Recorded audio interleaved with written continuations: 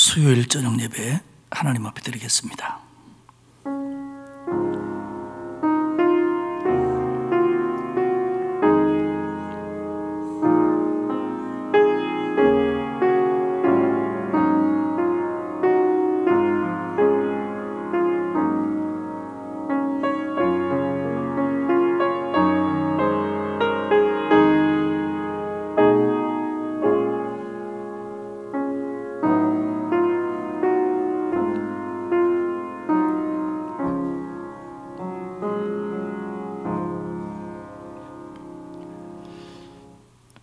하나님의 은혜 가운데 새해 첫 주간을 맞게 하시고 또 이렇게 수요일 저녁 예배로 하나님 앞에 예배케 하시니 고맙습니다.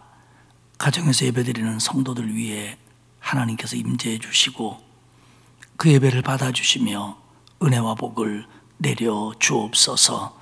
감사드리며 예수님의 이름으로 기원하옵나이다. 아멘. 546장 찬송하겠습니다. 이 찬송 부르고 백사무엘 목사님 기도하시겠습니다.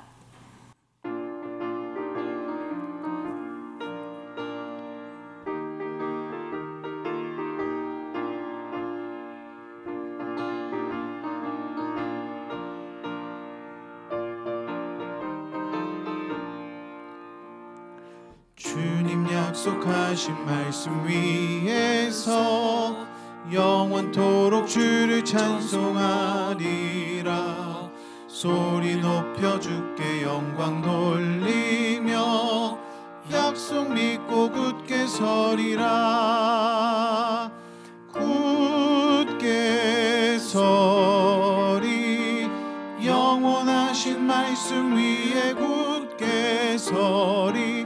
굳게 서리 말씀 위에 굳게 서리라. 주님 약속하신 말씀 위에서 세상 염려 내게 엄습할 때에 용감하게 힘써 싸워 이기며 약속 믿고 굳게 서리라. 굳게 서리 영원하신 말씀 위에 굳게 서리. 굳게 서리 그 말씀 위에 굳게 서리라. 주님 약속하신 말씀 위에서 영원하신 주의 사랑 힘입고 성령으로 힘써 싸워 이기며 약속 믿고 굳게 서리라. 굳게 서리 영원하신 말씀 위에 굳게 서리. 굳게 서리 그 말씀 위에 굳게 서리라. 주님 약속하신 말씀 위에서 성령 인도하는 대로 행하며 주님 품에 항상 안식 얻으며 약속 믿고 굳게 서리라. 굳게 서리 영원하신 말씀 위에 굳게 서리. 굳게 서리 그 말씀 위에 굳게 서리라. 기도드리겠습니다. 좋으신 아버지 하나님 감사를 드립니다.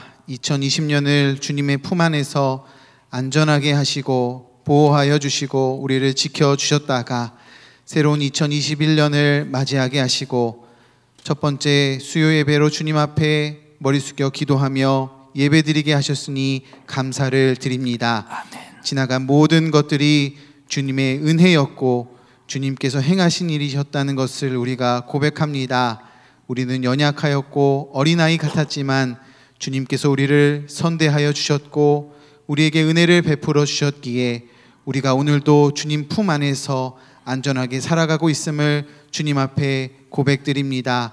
2021년도 주님 우리와 함께하여 주셔서 모든 환난 가운데에 우리가 면할 수 있도록 인도하여 주시고 우리를 지켜주시는 그 손길을 경험하는 고백이 있는 귀한 한 해가 될 수 있도록 인도하여 주시옵소서. 아멘. 주님께서 우리를 사랑하셨듯이 우리도 주님을 사랑하기 원합니다. 조건 없이 대가 없이 주신 은혜를 기억하며 하나님을 섬기고 교회를 섬기고 세상 모든 사람들에게 그 사랑을 전하길 원합니다. 아멘. 그러기에 우리가 너무나도 부족하오니 하나님 우리를 성령 충만하게 하셔서 하나님의 일을 감당할 수 있도록 영육을 강건하게 하여 주시고 하나님 지금 우리가 살아가는 이 세상과 상황이 너무나도 어려운 상황이오니 주님께서 모든 어려움을 해결하여 주셔서 주님의 일을 하는데 부족함이 없도록 주님 우리를 인도하여 주시옵소서. 아멘. 특별히 코로나19로 위협을 당하고 모욕당하며 어려움을 당하고 있습니다. 주님 이 시간 우리가 기도할 때 우리의 기도를 들어 응답하여 주시고 모든 어려움과 환난이 지나갈 수 있도록 새날이 오도록 주님 인도하여 주시옵소서. 아멘. 무엇보다 이 시간 우리에게 새롭게 말씀을 허락하여 주시니 감사드립니다. 담임 목사님 입술을 통해 전파되는 모든 말씀이 하나님의 말씀이 되게 하여 주시고 우리의 마음밭에 심기워져서 많은 열매를 맺을 수 있도록 주님 인도하여 주시옵소서. 아멘. 감사드리며 예수님의 이름으로 기도드립니다. 아멘. 아멘.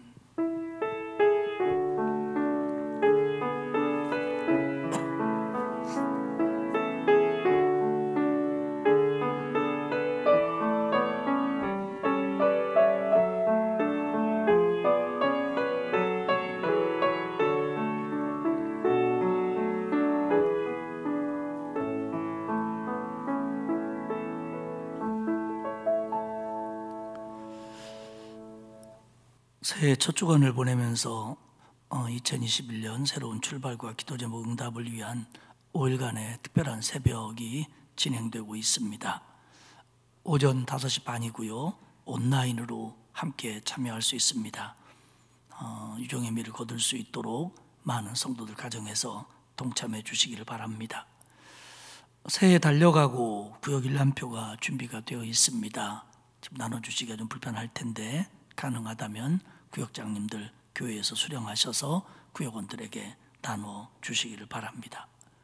또 날마다 말씀 따라도 판매하고 있는데 필요하신 분들 교회에 오셔서 구입하시면 될 것 같습니다. 결혼 소식입니다. 이번 토요일에 406구역 김혜석 안수 집사님, 현경혜 집사님의 딸 아라양의 결혼식이 토요일 날 오후 4시에 부천에 있는 소풍 컨벤션 웨딩 7층에서 있습니다. 주보 참조하시고 또 축하해 주시고 축복해 주시기를 바랍니다. 하나님의 말씀 느헤미야 2장 1절에서 20절까지의 말씀입니다. 제 성경으로는 구약성경 727페이지입니다. 느헤미야 2장 1절에서 마지막 절까지 우리 한 절씩 교독하겠습니다. 아닥사스다 왕 제20년 니산월에 왕 앞에 포도주가 있기로 내가 그 포도주를 왕에게 드렸는데 이전에는 내가 왕 앞에서 수심이 없었더니 왕이 내게 이르시되 내가 병이 없거늘 어찌하여 얼굴에 수심이 있느냐 이는 필연 내 마음의 근심이 있음이로다 하더라. 그때에 내가 크게 두려워하여 왕께 대답하되 왕은 만세수를 하옵소서. 내 조상들의 묘실이 있는 성읍이 이제까지 황폐하고 성문이 불탔사오니 내가 어찌 얼굴에 수심이 없사오리까 하니 왕이 내게 이르시되 그러면 내가 무엇을 원하느냐 하시기로 내가 곧 하늘의 하나님께 묵도하고 왕에게 아라되 왕이 만일 좋게 여기시고 종이 왕의 목전에서 은혜를 얻어 싸우면 나를 유다 땅 나의 조상들의 묘실이 있는 성읍에 보내어 그 성을 건축하게 하옵소서 하였는데 그때에 왕후도 왕 곁에 앉아 있었더라. 왕이 내게 이르시되 내가 몇 날에 다녀올 길이며 어느 때에 돌아오겠느냐 하고 왕이 나를 보내기를 좋게 여기시기로 내가 기한을 정하고 내가 또 왕에게 아뢰되 왕이 만일 좋게 여기시거든 강서쪽 총독들에게 내리시는 조서를 내게 주사 그들이 나를 용납하여 유다에 들어가기까지 통과하게 하시고 또 왕의 삼림 감독 아삽에게 조서를 내리사 그가 성전에 속한 영문의 문과 성곽과 내가 들어갈 집을 위하여 들보로 쓸 제목을 내게 주게 하옵소서 하매 내 하나님의 선한 손이 나를 도우심으로 왕이 허락하고 군대 장관과 마병을 보내어 나와 함께 하게 하시기로 내가 강서 쪽에 있는 총독들에게 이르러 왕의 조서를 전하였더니 호론 사람 산발랏과 종이었던 암몬 사람 도비아가 이스라엘 자손을 흥왕하게 하려는 사람이 왔다 함을 듣고 심히 근심하더라. 내가 예루살렘에 이르러 머무른 지 사흘 만에 내 하나님께서 예루살렘을 위해 무엇을 할 것인지 내 마음에 주신 것을 내가 아무에게도 말하지 아니하고 밤에 일어나 몇몇 사람과 함께 나갈새 내가 탄 짐승 외에는 다른 짐승이 없더라. 그 밤에 골짜기 문으로 나아가서 용정으로 분문에 이르는 동안에 보니 예루살렘 성벽이 다 무너졌고 성문은 불탔더라. 앞으로 나아가 샘문과 왕의 못에 이르러서는 탄 짐승이 지나갈 곳이 없는지라.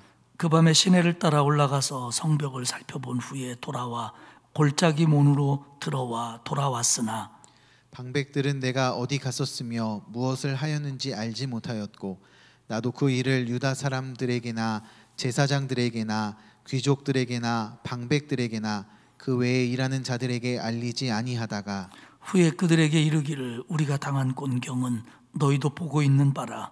예루살렘이 황폐하고 성문이 불탔으니 자 예루살렘 성을 건축하여 다시 수치를 당하지 말자 하고 또 그들에게 하나님의 선한 손이 나를 도우신 일과 왕이 내게 이른 말씀을 전하였더니 그들의 말이 일어나 건축하자 하고 모두 힘을 내어 이 선한 일을 하려 하매 호론 사람 산발랏과 종이었던 암몬 사람 도비아와 아라비아 사람 게셈이 이 말을 듣고 우리를 업신여기고 우리를 비웃어 이르되 너희가 하는 일이 무엇이냐 너희가 왕을 배반하고자 하느냐 하기로 내가 그들에게 대답하여 이르되 하늘의 하나님이 우리를 형통하게 하시리니 그의 종들인 우리가 일어나 건축하려니와 오직 너희에게는 예루살렘에서 아무 기업도 없고 권리도 없고 기억되는 바도 없다 하였느니라. 아멘.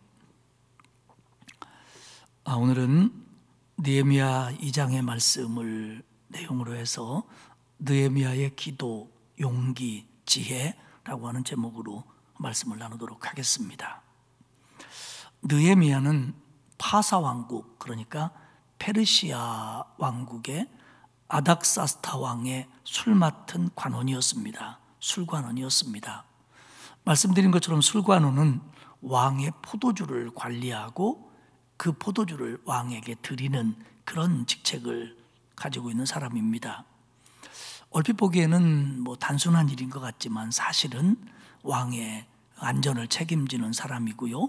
또 왕에게 말벗이 되어주며 대화하고 위로하는 왕의 측근 중에 측근입니다. 또 왕이 정말 믿을 수 있는 사람만 이런 역할을 감당할 수 있었는데 유대인이었던 느헤미야가 파사 왕국에서 이런 직책에 있었다고 하는 것은 고무적인 일이 아닐 수가 없습니다. 우리가 지난번에 봤던 느헤미야 1장의 내용은 그렇습니다. 하나니와 몇 사람이 예루살렘에서 옵니다. 다녀온 건지 거기서 왔는지 어쨌든 예루살렘의 소식을 가지고 옵니다.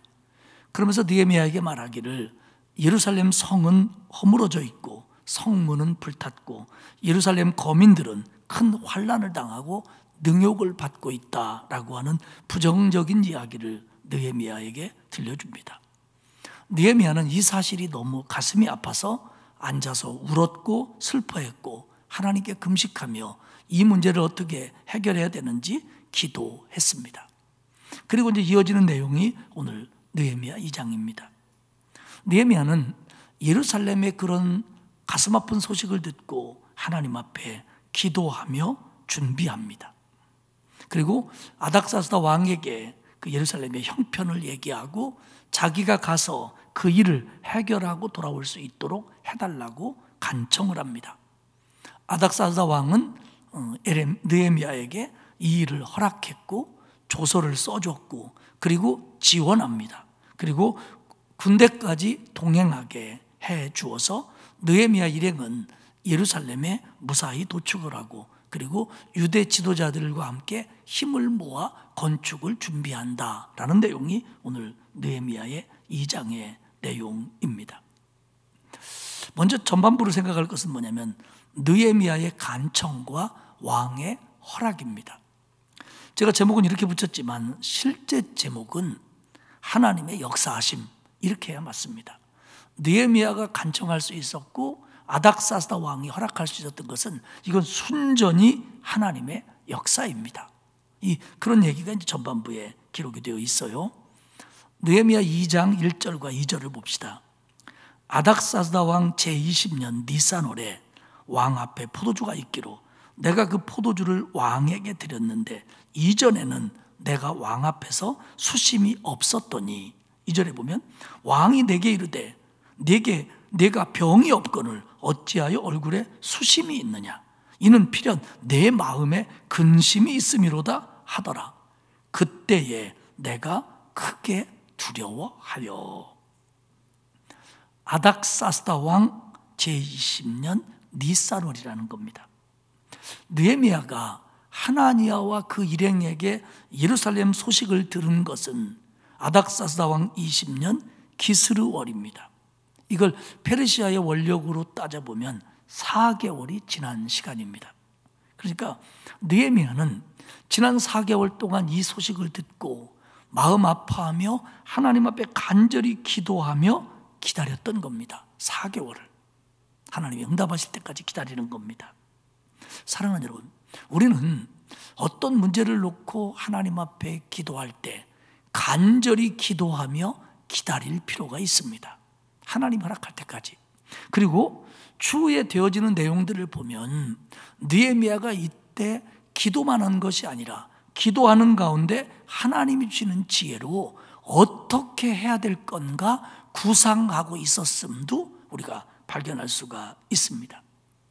기도하면서 기다리면서 하나님이 허락하시면 내가 왕에게는 뭐라고 얘기하고 가서는 어떻게 할 것인가를 그는 계획 세우며 하나님의 지혜로 구상을 하고 있습니다. 그러다가 이제 기회가 온 겁니다.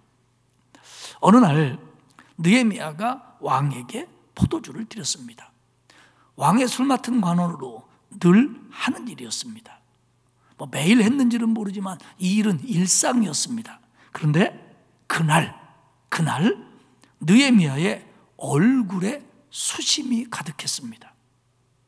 지금까지는 느헤미야가 예루살렘의 성벽이 무너져 있고 성문이 불타고 거기에 거주하고 있는 사람들이 지금 고난과 궁핍에 있다라고 하는 사실 때문에 굉장히 슬펐고 하나님 앞에 금식을 할 정도로 마음이 아팠지만 왕 앞에서 수심의 얼굴을 보였던 적은 없었던 것 같습니다. 그런데 그날은 왕이 보아도 얼굴에 수심이 가득한 겁니다. 왕이 얘기를 합니다. 아니, 지금까지 내 얼굴에 수심이 없었는데 오늘 수심이 있는 걸 보니까 분명 느헤미야 네 마음에 굉장히 큰 근심이 있구나. 그러면서 왕이 말을 건네는 겁니다. 그런데 그때 느헤미야의 반응은 이렇게 기록되어 있습니다. 그때에 내가 크게 두려워하여. 왜 두려워했을까요? 걱정이 있으면 수심이 있을 수도 있고 내가 수심이 있으면 왕이 알아볼 수도 있는 거죠. 그리고 그 수심 어린 얼굴을 챙겨주면 그건 좋은 일이지 왜 이게 두려운 일일까요? 우리는 여기서 페르시아의 사회적 배경을 이해할 필요가 있습니다. 역사학자들에 의하면, 성서학자들에 의하면 적어도 페르시아 왕궁에서 왕 앞에서는 억지로라도 모두가 즐거운 표정을 지어야만 했었다고 합니다. 만약에 왕에게 찡그리거나 기분 나쁜 표정하거나 지금처럼 수심이 있는 얼굴을 하면 처형당하기까지 했다는 거예요. 이게 페르시아 왕궁의 전통입니다. 그러니까 지금 느헤미야가 수심이 있었고 왕이 이것을 발견했다고 하는 것은 사실은 느헤미야에게 굉장히 위험한 일입니다. 느헤미야가 수심 있는 얼굴을 보임으로 왕의 관심을 끌어낸 건 맞습니다. 어쩌면 느헤미야가 의도했을지도 모르지요. 하지만 이건 굉장히 위험한 일입니다. 사실 느헤미야는 각오하고 있습니다. 성서학자들은 그럼 정말 느헤미야가 그날만 수심이 있었던 거냐에 대해서 두 가지 생각을 갖습니다. 하나는 그동안 가끔 느헤미야가 어떻게 수심이 없었겠냐 그런 문제를 놓고 기도하는데, 그렇지만 왕이 느헤미야의 안색을 살피지 않았던 거다, 자세하게 못 본 거다, 이렇게 생각하는 성서학자들도 있습니다. 그러나 더 많은 의견은 뭐냐면 느헤미야는 의도적으로 지금까지는 그들의 법에 따라 밝은 얼굴을 하려고 노력했고 이날은 수심 가득한 채 왕에게 술을 드렸다, 이렇게 얘기를 합니다. 캐시델런이라고 하는 신학자는 이 부분을 주석하면서 그렇게 얘기합니다. 이 니산월이 우리로 말하면 봄이 시작되는 3월 중순쯤 됩니다. 그런데 그 페르시아는 이 니산월이 한 해의 시작으로 보았어요. 그래갖고 그 니산월에는 왕궁에서 신년을 축하하는 축제가 긴 시간 열렸다고 합니다. 그러면 이 신년을 시작하면서 왕은 그 신하들이나 어떤 사람들에게 특별한 호의와 관용을 베푸는 전례가 있었다고 그래요. 그러니까 그 캐시델런 얘기는 뭐냐면 느헤미야가 이걸 너무나도 잘 알고 있었기 때문에 의도적으로 니산월에 왕에게 이런 모습을 보였다라고 설명을 합니다. 그 설명이 맞다고 할지라도 이 일은 대단히 용기 있는 일이고 위험한 일입니다. 왜냐하면 왕이 호의를 베풀고 관용을 베풀었다고 하지만 꼭 왕의 전통을 어기고 왕궁의 질서를 어겨가면서 수심 어린 얼굴을 하는 느헤미야의 소원을 꼭 들어준다는 보장은 없습니다. 아무리 니산월이고 축제라지만 기분 나쁘면 느헤미야를 처형시킬 수도 있는 상황이었습니다. 누구보다도 느헤미야가 잘 압니다. 그래서 그는 그 문제를 놓고 기도했고, 그리고 지혜를 모으고 오늘 용기를 내서 이 일을 하고 있는 겁니다. 그래서 2절 하반절에 그때에 내가 크게 두려워하여, 이렇게 느헤미야의 마음을 표현합니다. 여기서 크게 두려워했다는 것은 생명의 위협을 느꼈다는 내용이 포함되어 있습니다. 아무리 느헤미야지만 의도했다고 하더라도 막상 그 일 앞에는 두렵고 떨리는 마음이 있었다는 거예요. 그러나 정말 이 일을 하기 위해서 느헤미야는 용기를 냈습니다. 3절에 이렇게 얘기합니다. 왕에게 대답하기를 왕은 만세수를 하옵소서. 내 조상들의 묘실이 있는 성읍이 예루살렘이 이제 황폐하고 성문이 불탔사오니 내가 어찌 얼굴에 수심이 없사오리까. 이것도 목숨 건 얘기예요. 여기서 왕이 어쩌라고 이러면 이건 큰일 나는 겁니다. 이건 큰일 나는 겁니다. 그런데 느헤미야는 기도했고 하나님 주신 기회라고 알고 담대하게 얘기하는 겁니다. 그랬더니 왕이 대답합니다. 4절에 그러면 네가 무엇을 원하느냐. 느헤미야야, 알겠다. 왕인 내가 너에게 무엇을 해주면 되겠느냐. 이렇게 굉장히 우호적이고 친절하게 나옵니다. 이때 느헤미야가 한 행동은 하나님께 기도하는 일입니다. 내가 곧 하늘의 하나님께 묵도하고. 그 성경에 이렇게 짧게 간단하게 기도하는 내용이 많지는 않습니다. 그런데 성서학자들은 지금 요 느헤미야의 기도가 성경에 기록된 이 찰나의 기도 중 가장 아름다운 기도다, 이렇게 평가를 합니다. 그 왕이 내가 너한테 뭐 해주래, 그 순간 느헤미야는 하나님 앞에 기도했다는 겁니다. 하나님, 내가 여기서 잘 설득하게 하옵소서. 하나님, 저 왕의 마음을 움직이게 해주시옵소서. 우리 사실 이런 기도 하잖아요. 이 찰나의 기도, 이 순간의 기도, 얼마나 진지하고 진실하고 얼마나 간절해집니까? 저도 해봤고 여러분도 해봤잖아요. 이 짧은 기도, 하나님은 그 기도도 들으시는 거예요. 느헤미야가 얘기합니다. 5절에 나를 유다 땅 나의 조상들의 묘실이 있는 성읍으로 보내소서. 그 성을 건축하게 하옵소서. 사실 느헤미야가 4개월 동안 기도하면서 왕에게 만나고 내가 왕에게 이런 얘기를 해야겠다 준비했어요. 근데 여러분, 준비했다고 다 그대로 됩니까? 아까 말씀드린 것처럼 이게 목숨이 왔다 갔다 하는 상황이라고 한다면 아무리 왕하고 가까웠던 느헤미야라고 하더라도 이때 정말 정확하게 왕의 마음을 흔들 수 있도록 간결하고 간절하게 말하는 것이 쉽지 않았을 겁니다. 그러니까 그 순간에도 느헤미야는 기도를 하는 거예요. 하나님 도와달라고, 하나님 도와달라고. 제가 원하는 거요, 제가 유다 땅에 직접 가서 그 성을 건축하도록 나를 보내주시는 거, 그거 내가 원하는 겁니다. 왕이여 그렇게 해주십시오. 그랬더니 왕이 6절에서 얘기합니다. 그러면 내가 몇 날에 다녀올 길이며 어느 때에 돌아오겠느냐? 그러면 내가 너에게 얼마의 시간을 주면 되겠느냐? 그리고 언제 돌아오겠느냐? 사실 느헤미야가 여기서 이제는 예루살렘 총독으로 파송을 받아서 갑니다. 그리고요, 성경에 보면 이 기간이 12년이 걸립니다. 12년 동안 예루살렘에 머무르면서 성벽을 짓고 그리고 성문들을 만들고 예루살렘의 그 어떤 많은 기반들을 마련해 놓고 느헤미야가 12년 만에 다시 페르시아로 돌아옵니다. 근데 이제 성서학자들의 의견에 따르면 일부는 그 중간에 한번 페르시아에 갔다 왔다라고 이야기를 하고 또 그럴 만한 근거가 되는 말씀도 있습니다. 어쨌든 느헤미야는 그 아닥사스다 왕이 보내줘가지고 12년 동안을 예루살렘 총독으로 예루살렘 성벽을 재건하고 그 정말 예루살렘 꼴을 갖춰놓고 그는 돌아옵니다. 그런데 이 기간을 왕이 느헤미야 네가 정하라는 겁니다. 얼마면 되겠니? 얼마 동안 내가 너에게 시간을 주면 네가 그 일을 하고 올 수 있겠냐? 결국 느헤미야가 이것을 정하고 허락을 받습니다. 그리고 느헤미야는 이때 추가적인 청원을 합니다. 이것도 다 준비된 내용이었습니다.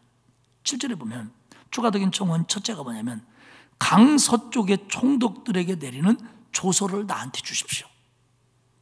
강 서쪽의 총독들, 그러니까 페르시아를 출발해서 예루살렘까지 가는 동안 거쳐야 될 지역들의 총독들이라고 보면 됩니다.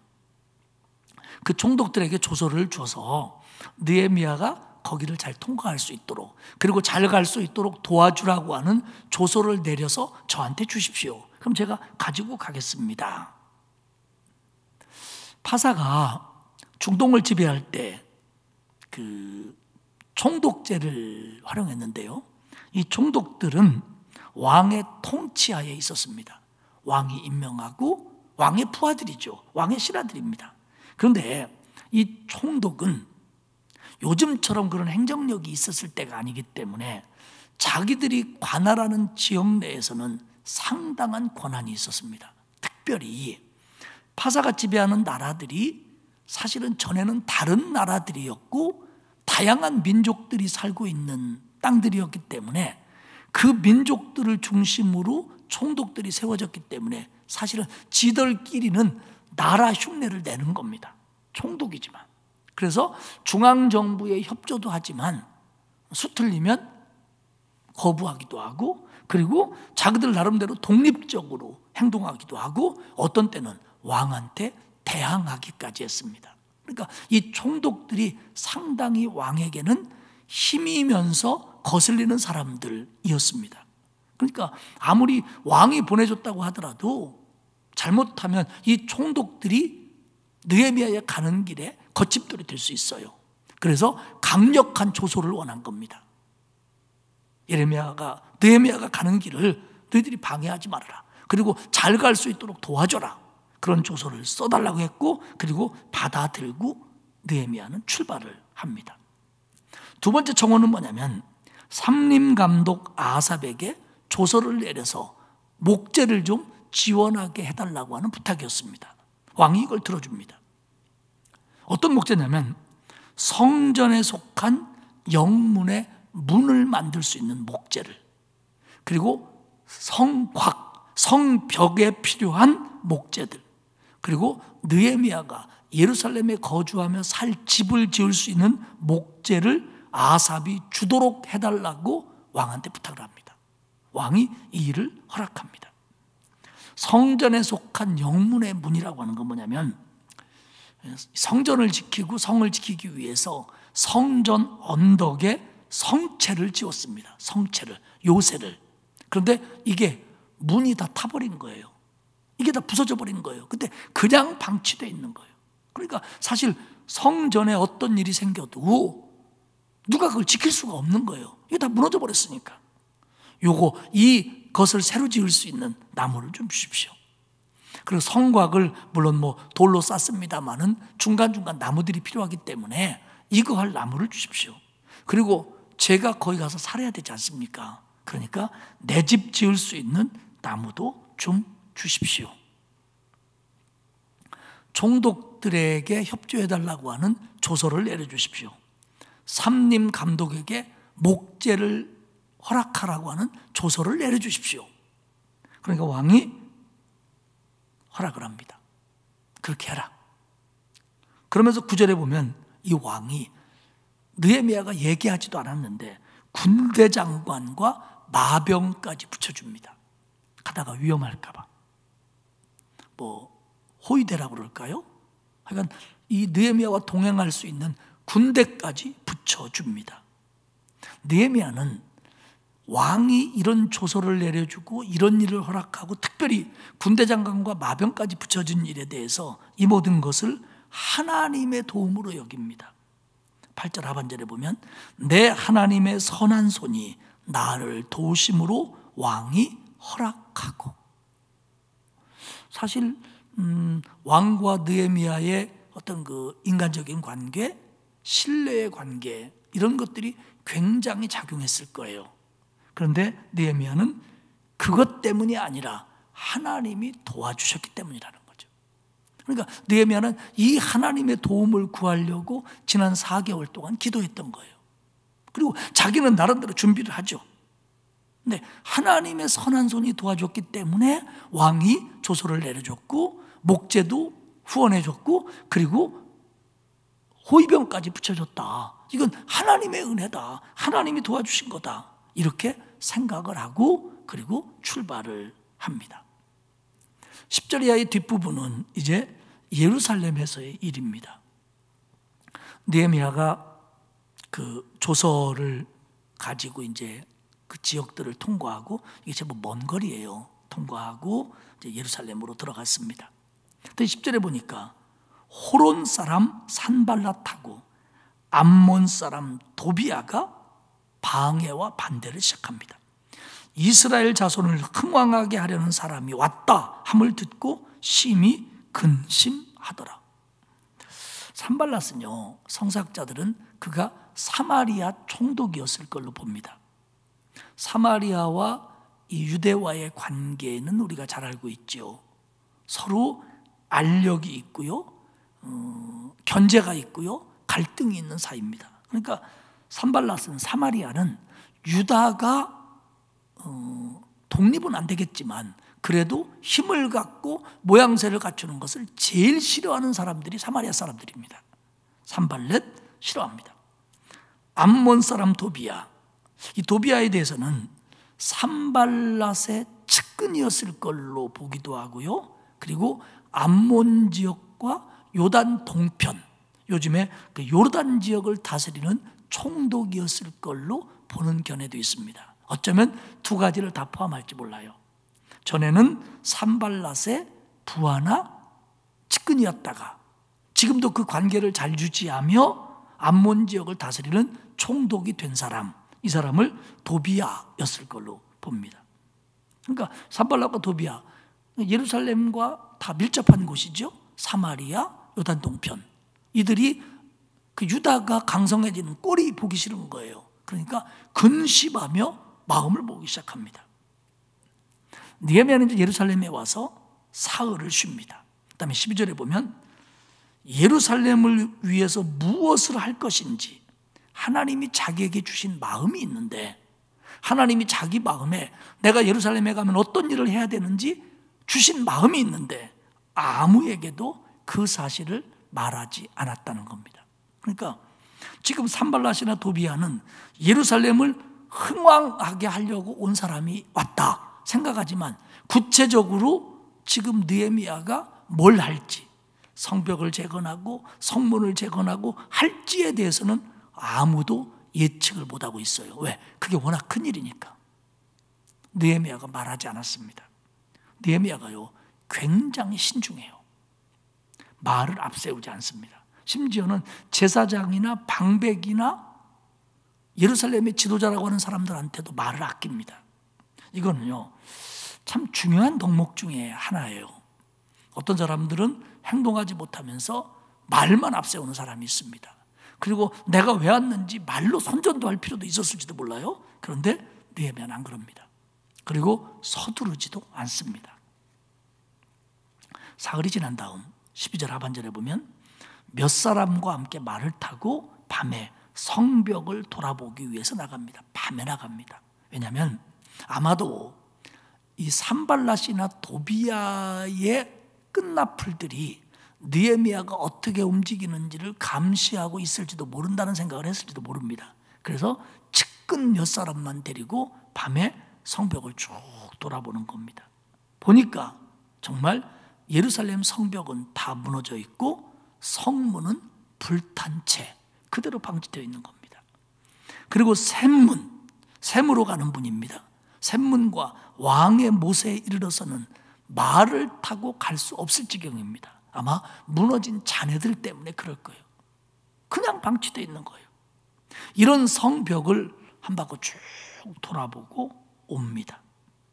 그리고 17절에 보면 그들에게 유다의 제사장과 귀족과 방백들을 불러놓고, 이 사람들은 마음으로는 예루살렘의 재건을 원했지만 자기들의 능력이 부족하다 보니까 어쩌면 체념한 사람들일지도 모릅니다. 지금 사실을 그냥 받아들이면서 어찌할 바를 모르는 사람들이었을 겁니다. 그들에게 느헤미야가 얘기하는 겁니다. 예루살렘이 황폐하고 성문이 불탔으니 자, 예루살렘 성을 건축하여 다시 수치를 당하지 말자. 당신들 나와 똑같은 마음 아닐 겁니까? 내가 돌아보니까 예루살렘이 황폐해졌습니다. 성벽은 무너졌고 성문은 불탈렸습니다. 이거 어떡합니까? 우리 이거 다시 지어서 다시는 수치를 당하지 맙시다. 그러면서 하나님이 자기에게 어떤 은혜를 줘서 왕에게 어떻게 전달했고, 왕이 자기에게 뭘 허락했고, 이런 과정들을, 하나님의 은혜를 그들에게 쭉 설명합니다. 이건 하나님의 역사입니다. 이 뒤에는 하나님의 손길이 있습니다. 강하게 얘기합니다. 그러다 18절 하반절에 보면 그들의 말이, 예루살렘 지도자들의 말이 일어나 건축합시다. 일어나 건축하자 하고 모두 힘을 내어 이 선한 일을 하려 하매. 성벽을 쌓고 성문을 다시 재건하는 일, 예루살렘을 예루살렘답게 만드는 일을 하자는 겁니다. 근데 그때 느헤미야가 내세운 말이 뭐냐면, 이거 해놓으면 우리 안전해집니다. 이거 해놓으면 우리 살만합니다가 아니고 하나님의 백성으로서 명예를 회복합시다. 우리가 하나님의 백성이고 이곳이 하나님의 도성이고 하나님의 성전인데 이렇게 이방인들에게 수치를 당하면 되겠습니까? 우리 다시는 수치를 당하지 맙시다. 하나님의 명예, 하나님의 백성의 명예를, 우리 민족의 자존심을 다시 한번 세웁시다.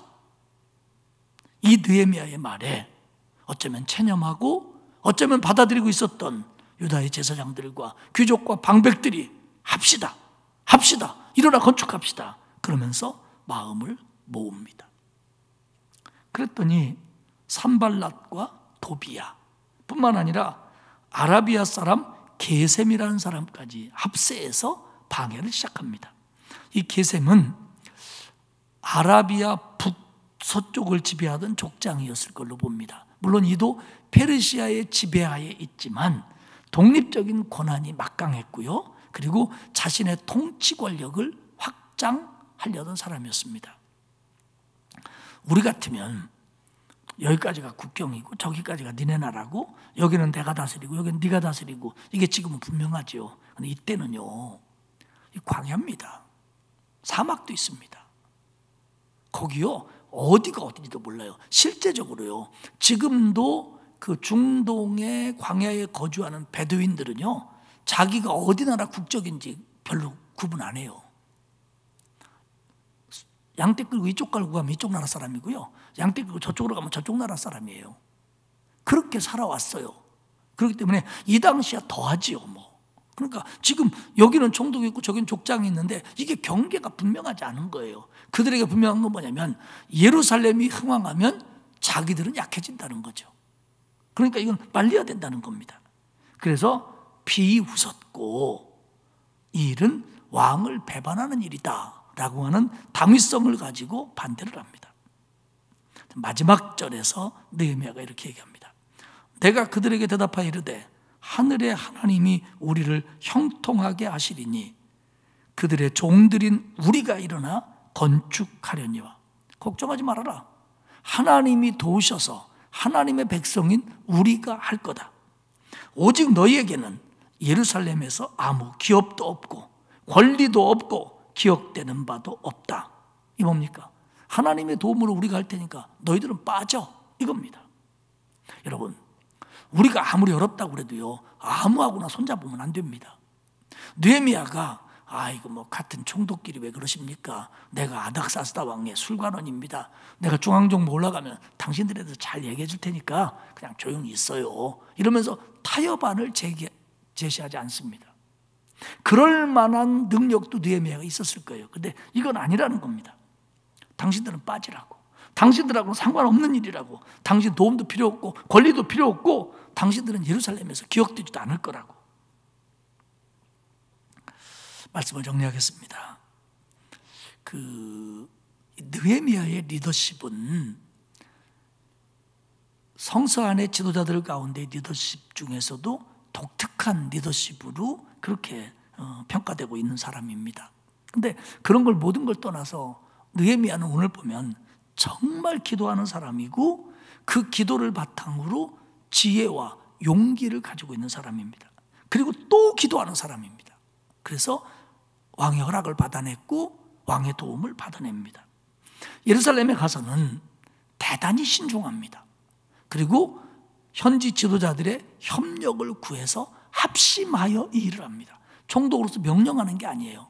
에스라도 그런 부분이 있었는데 합심을 유도해냅니다. 그런가 하면 반대자들과 타협하지는 않습니다. 선을 긋건 분명히 긋습니다.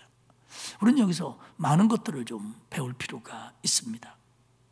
느헤미야 굉장히 지혜로운 사람입니다. 굉장히 담대한 사람입니다. 그리고 기도 많이 하는 사람이에요. 그런데도 그는 늘 생각하는 게 뭐냐? 하나님의 도움. 기도할 때도 하나님의 도움. 왕과 대화할 때도 하나님의 도움. 예루살렘까지 가는 길도 하나님의 도움. 성벽을 쌓고 성문을 다시 짓는 것도 하나님의 도움. 하나님의 도움 없이는 못한다. 그러나 하나님이 도와주기 때문에 우리가 할 거다. 하나님이 도와주시니까 우리가 준비하고 우리가 실행하자. 이게 아주 느헤미야의 몸에 아주 배어 있습니다. 하나님의 도움. 사랑하는 여러분, 코로나19라고 하는 이 시대, 아니 우리에게 주어진 삶들을 살아가면서 하나님의 도움 없이 해온 게 어디 있습니까? 앞으로 하나님의 도움 없이 할 수 있는 게 뭐가 있습니까? 하나님의 도움이 있어야 되는데 그걸 아느냐 모르느냐, 인정하느냐 인정하지 않느냐, 구하느냐 구하지 못하느냐의 차이입니다. 우리는 하나님의 도움을 구해야 됩니다. 하나님의 도움으로 살아야 됩니다. 하나님의 도움을 인정하고 감사해야 됩니다. 그러면서 기도하고 하나님의 도움 가운데 지혜를 구하고, 그러면서 내가 할 부분에 대해서는 용기를 내고, 그리고 실행하는, 그러면서 힘을 합쳐야 될 사람과 힘을 합치고 타협하지 않아야 될 것들과 타협하지 않는 그런 길을 걸어갈 때 하나님께서 그 길을 형통하게 하시고 축복하셨습니다. 그리고 우리에게도 그렇게 해 주실 줄 믿습니다. 우리가 뭐 대단한 지도자들은 아닙니다. 또 가정에서 예배드리는 분들 가운데 내가 무슨 지도자야? 그렇게 생각할 수 있을 겁니다. 하지만 지도자든 아니든 우리가 삶을 살아가는 원리는 똑같습니다. 하나님의 도움을 구하는 간절한 기도, 그리고 그 기도하면서 하나님이 허락하셨을 때의 준비, 그리고 그 모든 일에 성실함, 그리고 용기 있이 행하는 것, 그리고 협력을 소중하게 여기고 타협하지 않을 것은 끝까지 타협하지 않는 그런 사람이 되어야 될 줄로 믿습니다. 부족하지만 그런 길을 걸어갈 때 하나님은 우리를 도우시며 우리의 길을 형통하게 하실 줄 믿습니다. 그런 저와 여러분 모두가 되시기를 주님의 이름으로 축복합니다. 기도하겠습니다. 하나님 아버지, 오늘 느헤미야 2장을 통해서 느헤미야가 아닥사스다 왕에게 어떻게 간청했으며 어떤 허락을 받아내고 그의 여정은 어떠했으며 예루살렘에서의 시작은 어떤 모습이었는지를 말씀을 통해 보게 하시니 감사합니다. 느헤미야의 기도를 배우게 하옵소서. 느헤미야의 지혜를 배우게 하시옵소서. 그리고 느헤미야의 용기를 본받게 하옵소서. 힘을 합치는 것을 소중하게 여기게 하시고 죄와 타협하지 않는 선명한 하나님의 사람들 되게 하옵소서. 지금까지 살아온 거가 하나님의 도움이었고 앞으로 살아갈 일도 하나님의 도움 없이는 불가능하다는 걸 압니다. 하나님, 나를, 우리를, 우리 교회를, 이 나라를 도와주옵소서. 우리 기독교인들이 정말 이 코로나19에 하나님을 향하여 가슴을 치며 기도하게 하시고 하나님, 그 기도를 들으사 코로나가 물러나게 하시고 하나님의 명예와 교회의 위상이 다시 높아질 수 있도록 우리에게 응답하여 주옵소서. 협력할 일과 타협해서는 안 되는 일을 구분할 줄 아는 지혜도 우리에게 허락하여 주옵소서. 하나님 아버지, 하나님께 기도하며 하나님의 도움을 구하는 모든 성도들과 가정과 그리고 그들이 손대야 하는 일 위에 하나님 형통하도록 도와주시고 특별히 코로나19 속에서 안전하도록 지켜주옵소서. 감사드리며 예수님의 이름으로 기도하옵나이다. 아멘. 주기도문으로 마치도록 하겠습니다. 하늘에 계신 우리 아버지, 아버지의 이름을 거룩하게 하시며 아버지의 나라가 오게 하시며 아버지의 뜻이 하늘에서와 같이 땅에서도 이루어지게 하소서. 오늘 우리에게 일용할 양식을 주시고 우리가 우리에게 잘못한 사람을 용서하여 준 것 같이 우리 죄를 용서하여 주시고 우리를 시험에 빠지지 않게 하시고 악에서 구하소서. 나라와 권능과 영광이 영원히 아버지의 것입니다. 아멘.